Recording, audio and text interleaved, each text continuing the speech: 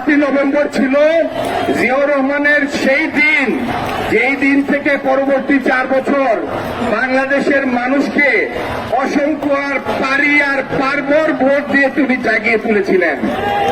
সেই ধারাবাহিকতায় আজকেও লক্ষ কোটি মানুষ বাংলাদেশ জাতীয়তাবাদী দলের উপরে তাদের প্রত্যাশার চোখ ফেলে আছে।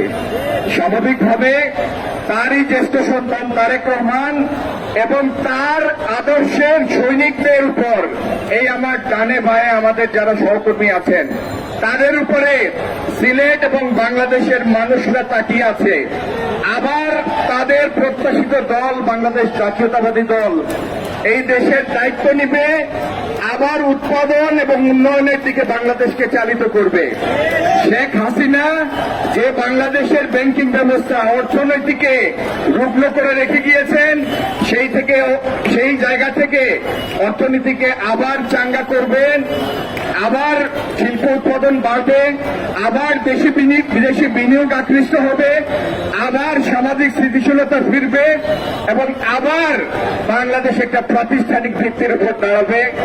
আবার বাংলাদেশ প্রতিবেশী এবং সকল দেশের কাছ থেকে দ্বিপক্ষীয় সম্মানজনক সম্পর্কের ভিত্তিতে তার পাওনা আদায় করার জন্য চোখে চোখ রেখে আলাপ করবে।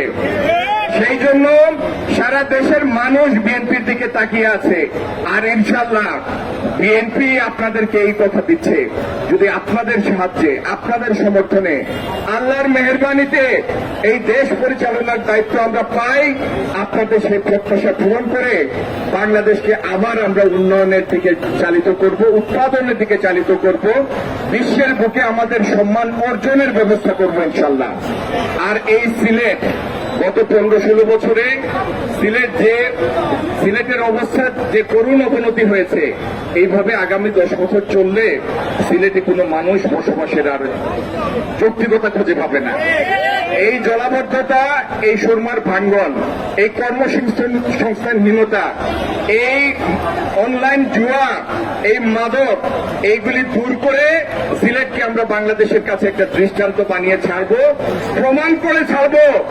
7ই নভেম্বর জিয়াউর রহমান বাংলাদেশের মধ্যে যে উদ্দীপনা, সচেতনতার বীজ রোপণ করেছিলেন, সেটি এখনো আমাদের মধ্যে সেইভাবে জাগরুক আছে। এটি করে অর্জন করে আমরা সেটি বাংলাদেশের এবং সিলেটের মানুষের কাছে ইনশাল্লাহ প্রমাণ করে ছাড়ব।